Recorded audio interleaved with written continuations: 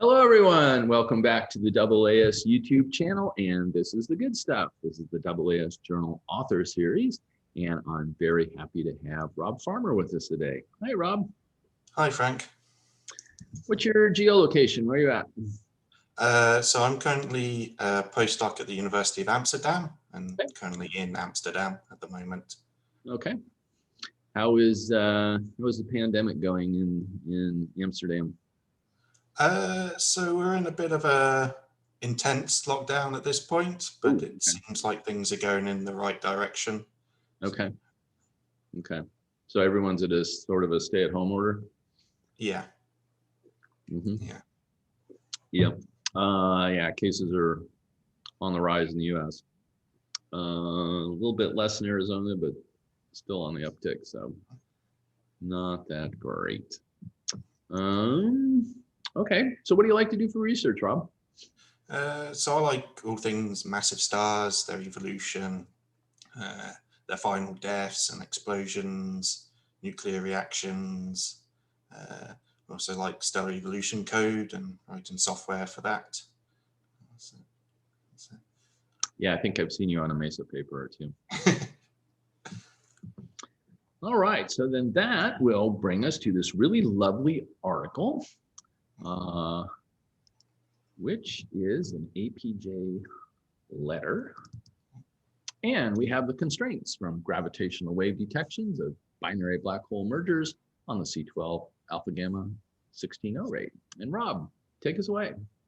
Sure. So this work came out of basically just a kind of a simple question was, what's the biggest black hole we think LIGO could see? And what's the biggest black hole you think you could get from a star? And in a previous work, we looked at the variety of stellar physics uncertainties in massive stars, and most things, don't really affect what the biggest black hole is. Except it turns out, of course, this C12 alpha gamma rate turns out to be basically the big driver of basically what the mass of the black hole you would get out of a star at the end of its life is. So what's going on? So the carbon alpha rate is a very important reaction in stars. So stars, burn hydrogen to make helium. And then when they start helium burning, first they turn helium into carbon. And at the very end of helium burning, you turn the carbon you've just made and the helium into oxygen. And then this reaction rate sets basically the carbon to oxygen ratio in your star. And then this drives basically the evolution of the star as it goes towards core collapse. So if we maybe go to the first figure. First figure, let's slide in, figure one.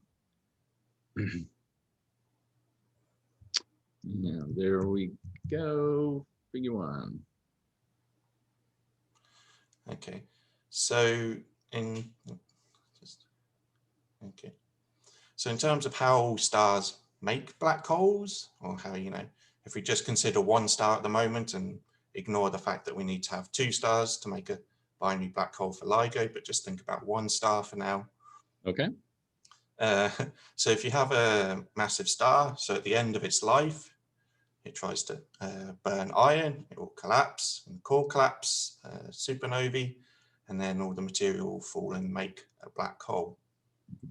So, however, there is some other processes that can happen before you get to that point, which affects basically the mass of the star, the mass of the black hole. So what I'm showing here, so on the x-axis is so the y-axis is basically the mass of the star. So we're basically just looking at helium cores. So we've assumed that the star has somehow lost its hydrogen envelope, which is, a reasonable assumption. If you put these into binaries, they'll probably interact at some point, and the hydrogen will be ejected from the star. So you just got the core of the star left over. On the x-axis, we're basically showing what happens as you vary this carbon alpha reaction rate. So we're using rates from what's called the Starlib reaction library. And that basically provides a reaction rate and it provides an uncertainty. And the reaction rates are measured quantities. You measure them in a lab. There is uncertainties there. There's uncertainties in the fitting and just basically just what the reaction is. Okay. So Starlib assumes things are a log normal distribution, but you can turn that into a normal distribution. So what this basically sigma is basically, so 0 is a median value for the rate. And then these are 1, 2, and 3 sigmas. So this is kind of showing you, so the further away from 0, the less likely you think the rate is, but this is still all within the known uncertainty for the reaction. Okay. Okay. So if we start at kind of 0 and kind of increase the mass of our star. So first you're in this blue region. So these stars are basically, they'll get to the end of their life and then they'll just collapse and make a black hole. But then you go a bit more massive and you get into this green region, the PPISN region. So this is what we call a pulsational pair instability supernovae. So as the star was evolving, the core of the star was getting hotter and it was getting denser, and it enters what we call the pair instability region. And at this point, basically, you start turning photons into electron-positron pairs inside your star. Those photons, though, were what was keeping the star up and keeping it supported.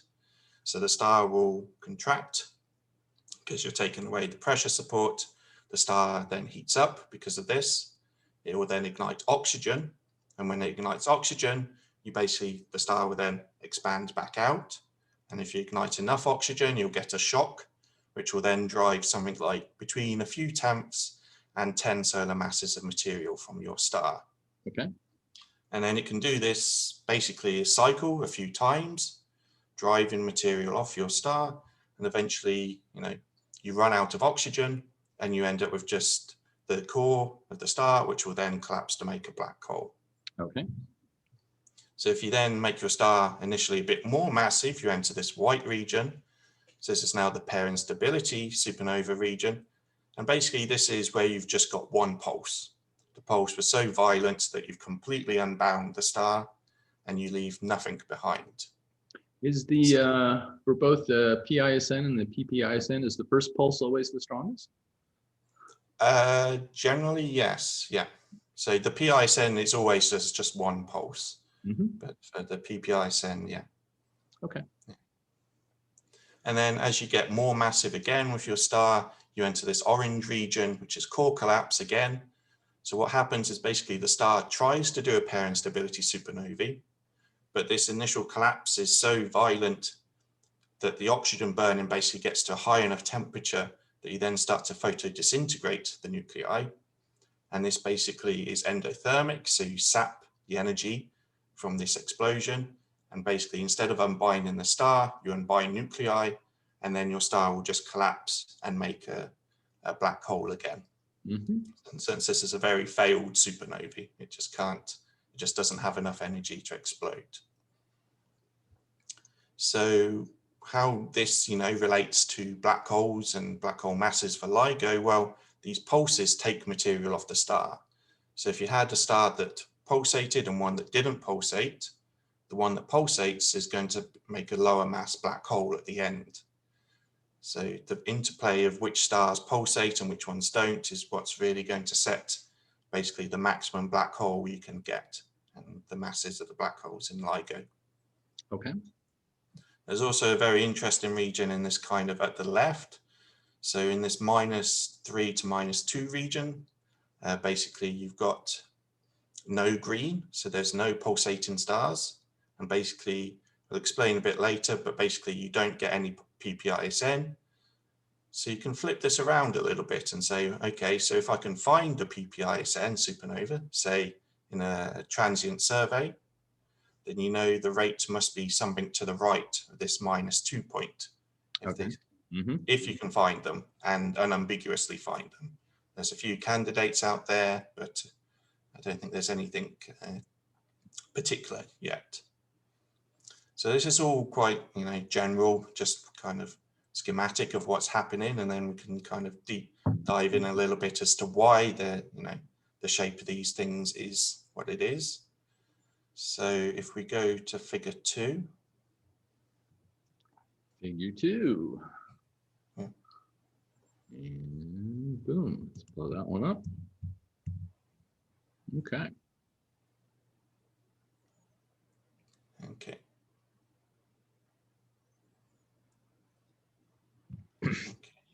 So what I'm showing is basically the same axis as the last plot, but now the color is showing basically the carbon abundance in the core of the star after core helium burning.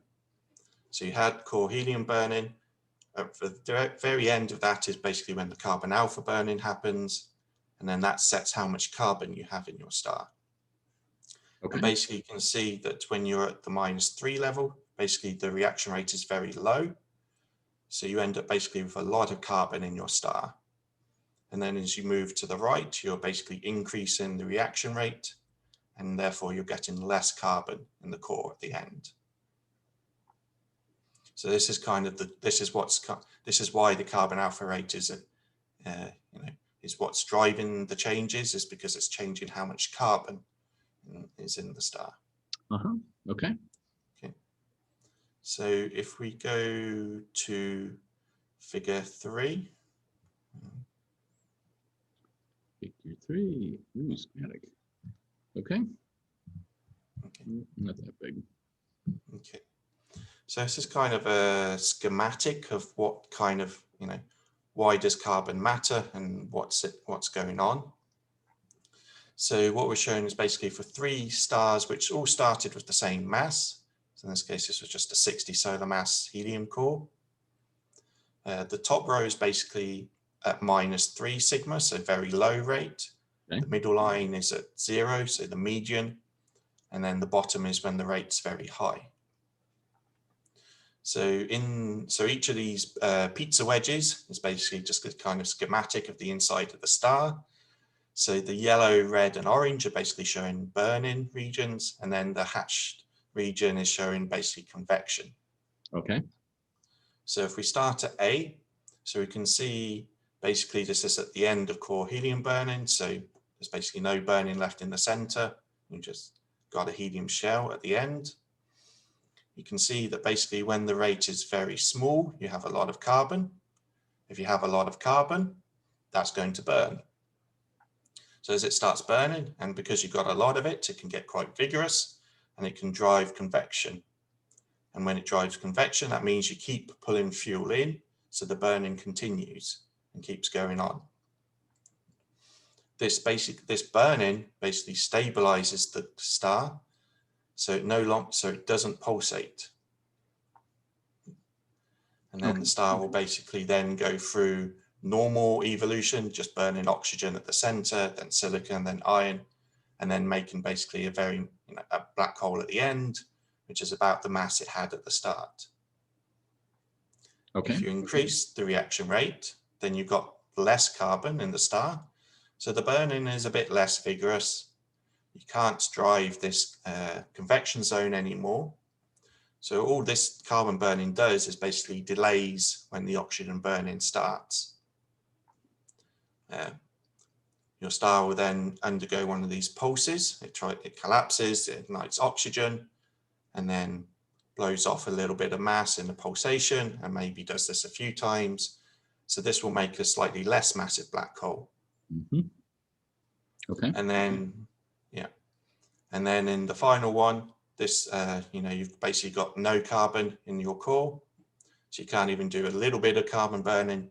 You just go straight to oxygen burning. And this is basically the most violent explosion. And this explodes the star as a pair instability supernova. Okay. So this was all possible with just the same initial mass, just changing the carbon alpha rate and therefore the amount of carbon. Interesting. Okay. Okay. Cool. So if we go to figure 4,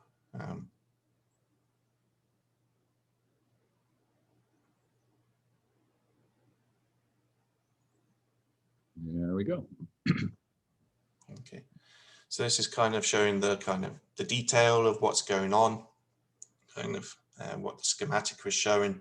So this is for the same objects, and basically these are Kippenham diagrams. So you're showing kind of slices in the star over time. And you can see in the left column, basically the very low rate. In the middle is the median, and then on the right is the very high rate. Uh-huh. You can see the carbon burning and the convection zone going over most of the star, and then this stops the core being unstable. So if you look at the middle panel, so here we're showing gamma 1 minus 4/3 as the color. So gamma 1 is this funky quantity. It's the derivative of the logarithm of the density over the pressure.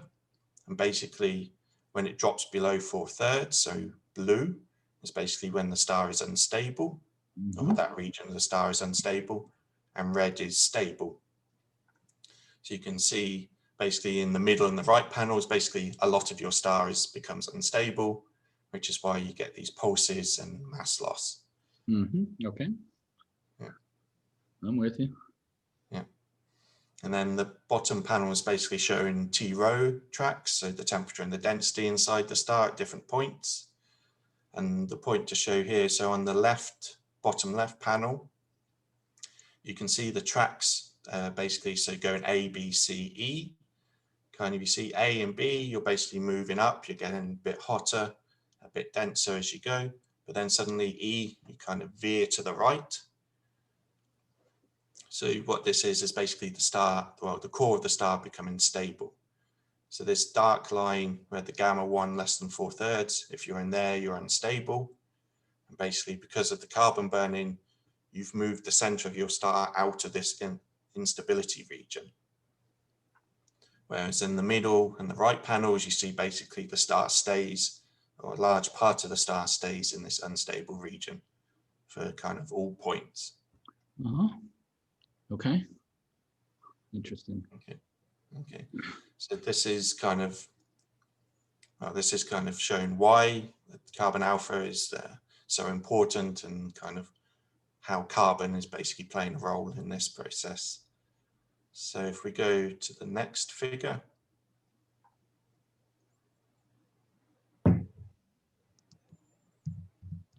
Ooh, data. Data, yeah. So what we can now do is basically ask, okay, so we understand why carbon alpha matters, and can see that, you know, depending on its strength, whether you pulsate or don't pulsate, this is going to change the mass of the black hole. Masses of individual objects are quite hard to get from LIGO and Virgo, basically because the confidence intervals on the data, which is what we can see in the right panel, these get quite large. It's quite hard to measure. But what you can measure is what we call basically the maximum mass, that what we call the pair instability mass gap.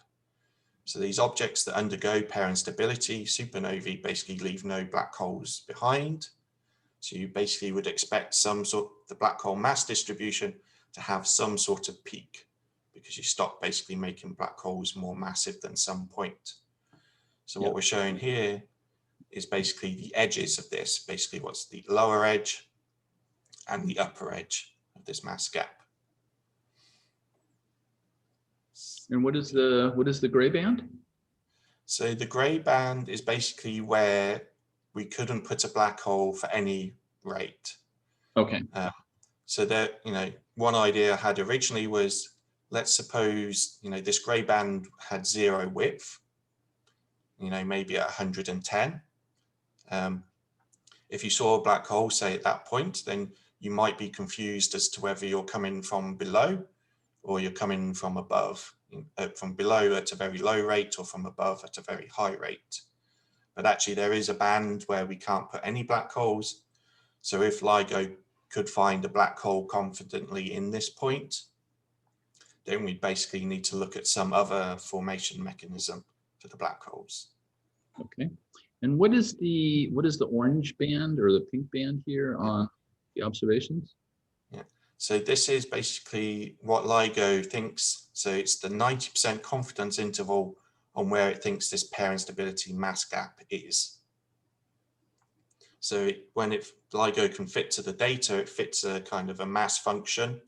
And for this, it's basically assuming a power law which truncates at some point. Okay.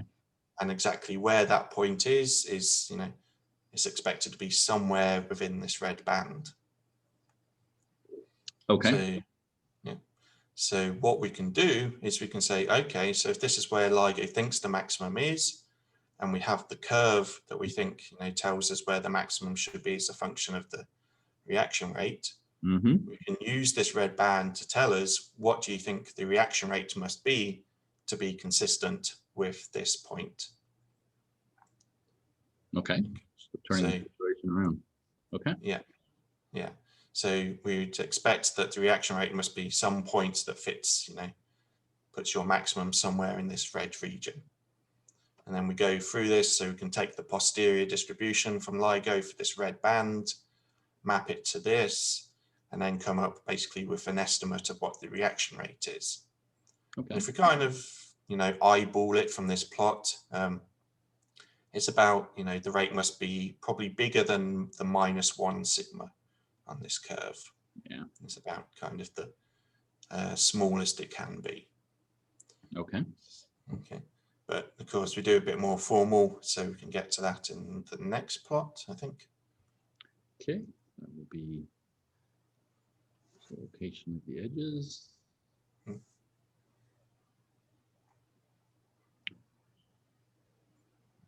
So one thing that's kind of interesting here is there are different estimates for this rate, and the upper and lower bounds are fairly robust. Yeah, they're fairly robust, yes. So one of the plots later will show the different reaction rates themselves, and I mean, over time, the kind of nuclear physicists, I think, are slowly converging on what the value should be, which is why the bounds are quite robust. So, okay. So what this is showing is basically trying to map our data onto the nuclear physics data to try and say, what do you think the rate should be? So what this is basically, so the x-axis is the temperature. The y-axis is normalized rate. So basically the median rate is at 1. And basically we divide the rate by itself at this point. And then each of these dotted lines is basically half sigmas from the median. Okay.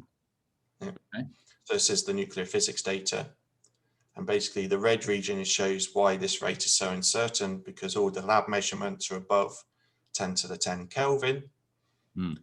But that's not really the temperature that you get inside a star. So you have to kind of extrapolate and fit your model. And basically the point you kind of want inside a star is less than 10 to the 9 Kelvin. So this is why the reaction rate gets quite large. So the blue region basically shows our 50% and 90% confidence intervals on what the rate should be. Okay. So we're expecting basically it should be basically about -1.5 or above. We did some tests to basically see kind of which temperature regions are we sensitive to, which ones we probe in. And it's mostly basically the temperatures less than 10 to the 9 Kelvin. It's kind of where we're putting our data point. On the kind of left panel is basically showing our posterior distribution, which is kind of mostly just a flat line. And basically we're pretty unconstrained really. With the LIGO data we have at the moment, you're pretty much only being able to say it must be above -1.5 sigma. Basically the problem is with the LIGO data, so the maximum black hole mass they estimate is about 43 solar masses plus or minus 10. And unfortunately, that's a bit too big for us, and that kind of falls off of our plot. So if you go back actually to figure 5.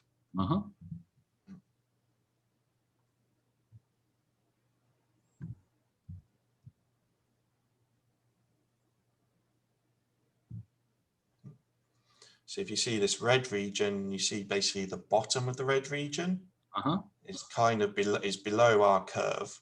Right. So basically, if you wanted to have the maximum black hole at 30 solar masses, which is what this would be, you would need some sort of extra mass loss, maybe from stellar winds. But at least for now, if you think you only care about the uncertainty in the carbon alpha rate, you kind of stuck, and you can only basically put a lower limit on the reaction rate for now. So if we go to figure 7, Okay.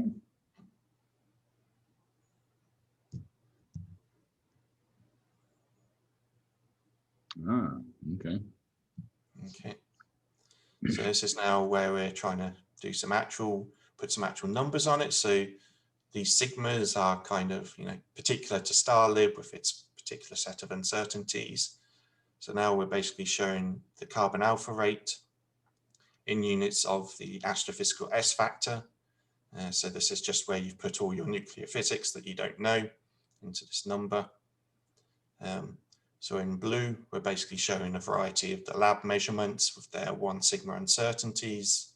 And they're kind of slowly converging. So this is in kind of time order. So you can kind of see the uncertainties getting smaller over time. In red is just what a few other authors have tried in the past to do, measuring this rate with their astrophysics. And then green is basically our data. So what do we think the rate actually is? So this first point, so this 01/02. So this is basically showing us that kind of all we can do is put a lower limit of around 170 keV barns. Okay.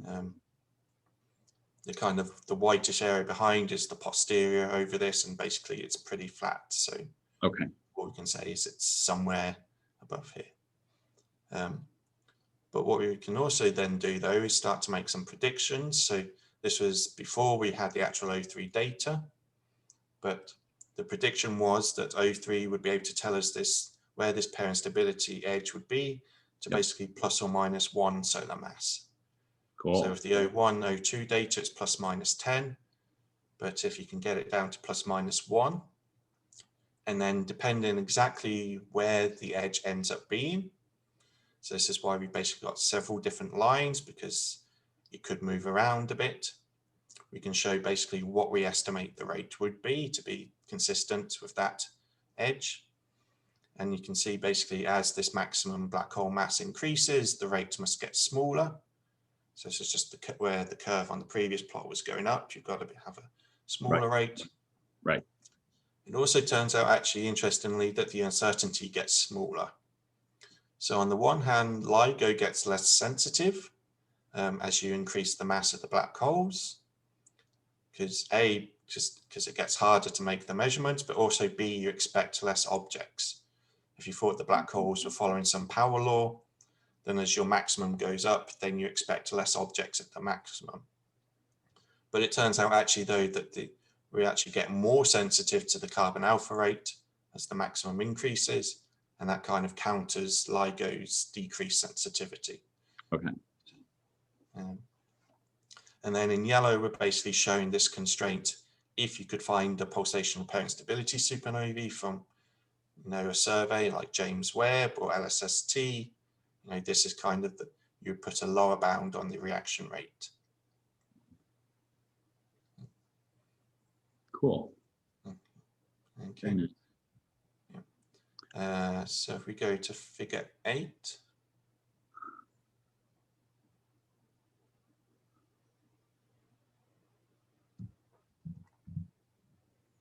Okay. Okay.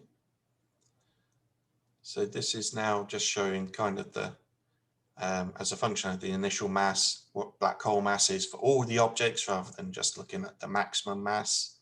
Because there is more information available in LIGO than just kind of this edge, right? There's information in the rates, there's the mass distribution, with some more work you could perhaps, put other constraints on based on the shape. So what we're seeing, so basically in the light yellow and orange colors, this is when the rate is very high.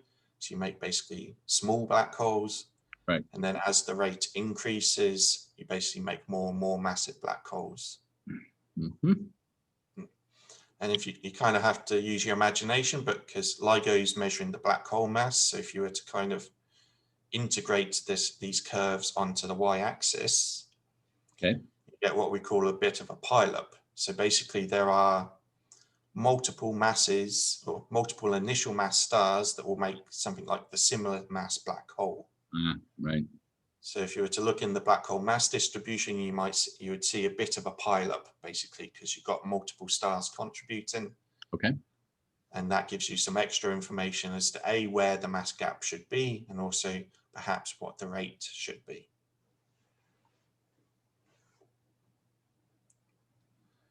Okay. Very nice. Yeah. Cool.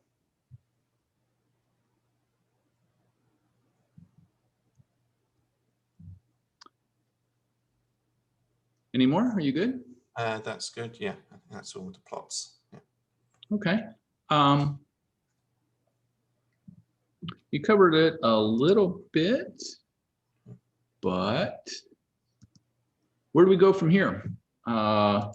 Given the state of LIGO and given where the calculations are, I do notice in the literature this is kind of a hot topic in the literature. People looking for things that are in the mass gap, things that are not in the mass gap, etc. So where do you think we go over the next 5 years with this? So I think for the model side of things, the big thing is to start looking at kind of other uncertainties and correlations in uncertainties. There's a lot of the work so far has kind of said, let's change one parameter at a time and see what happens. But there are feedbacks. So for instance, in this case, the carbon alpha rate, but also the triple alpha rate you might think is important because that's making the carbon in the first place. So how do these two things interact, and how does that make change the results? On the LIGO side, so we just got the O3 data, and it's I think the best way to say it is that the universe is perhaps more interesting than we're expecting. So it's less clear where this mass gap is in the data. There are hints. There's probably a feature that is probably the mass gap we can see, but I think we need more data. And it's certainly looking like there's probably more than one population of black holes, and more than one way to make them. So there's objects kind of below this mass gap, but there's also quite a few objects above the mass gap. So I think there's still a lot of work to be done analyzing the LIGO data to understand kind of how do we separate objects that we think might be coming from isolated binaries, which would then be set by this reaction rate, and then things that perhaps come in from other channels like dynamical mergers in a cluster, which then wouldn't be set by this limit. Right. Then you have mergers of mergers of mergers to get it up into the mass gap. Yeah. Okay. Very cool. Lots of future activity in this field, particularly with LIGO, and yeah, a nice merger of gravitational waves and nuclear physics doing an interplay here, and then depending on that solution on mergers of black holes. So future's bright on this topic for sure. Yeah, and I think we're only up to 40 black holes, merging black holes at this point. Next 5 years we're going to be getting into hundreds of these things. It's gonna exciting topic, exciting times. Very cool. Yeah. All righty, Rob, I want to thank you so much for sharing your lovely APJ letter with us today. Thank you. All right, and thank you everyone, and we will see you on the next one. Bye-bye.